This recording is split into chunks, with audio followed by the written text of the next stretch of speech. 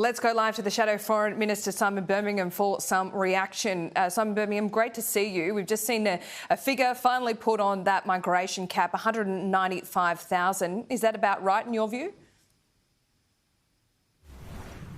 Well, Laura, it'll be for the government to defend what modelling they've done and what analysis underpins those numbers. But let's be clear here, the type of changes that we're seeing in this highly choreographed event are changes that, of course, could have been announced any time recently from the different discussions the government's having. But in terms of the policy substance, these are also things that the Labor Party used to vilify and rail against when they were in opposition.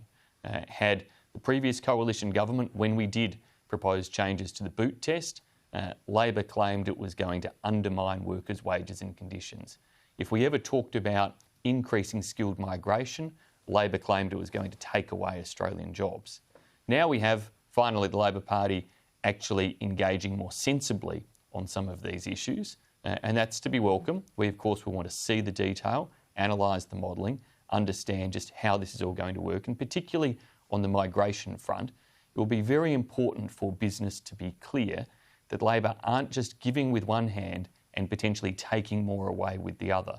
That this increase in the permanent skilled migration category comes at a time when different Labor ministers and certainly the trade union movement are talking about potentially far greater restrictions being imposed on temporary skilled migration.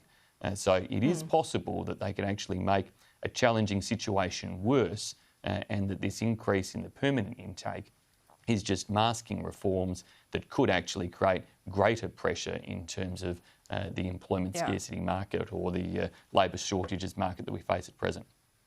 OK, it was pre-COVID, but I do remember that it was the Abbott government who actually reduced this cap, and there was a philosophical, if not ideological, objection to having huge migration numbers.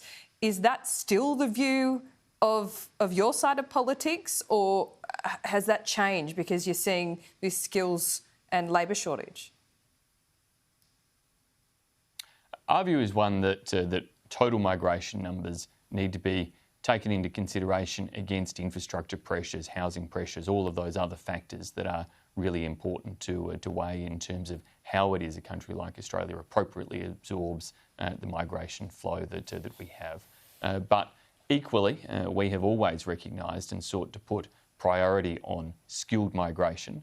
Indeed, in government, coming out of COVID, we did change within the total migration cap the allocation of those places to put more towards the skilled migration program. What we had done during COVID, when essentially much of that movement had been closed down, was we'd managed to clear some of the backlog of partner visas and family visas so that we could then, coming out of COVID, increase the skilled migration cap, recognising that that's a very important economic driver for the country. Indeed. We've seen Andrew Giles just tell us that there are 900,000, I keep on wanting to go and check this, but 900,000 visa applications still in the system. You left this government quite a hangover. Look, you've got to recall this is coming out of COVID still. And so the pent-up backlog of demand in a whole range of different ways that has occurred as people for effectively 2 years weren't moving, weren't travelling, and as a result you've now got this wave of movement and activity happening right around the globe. It's why, although we're frustrated in Australia with some of the pressures in our airlines, they're global pressures. Although you're frustrated with some of the pressures in terms of visa processing or the like in Australia, they're also global pressures. Go and look at similar countries, you'll find similar problems right around the world as they move through that. But the good thing is that people are seeking to move again.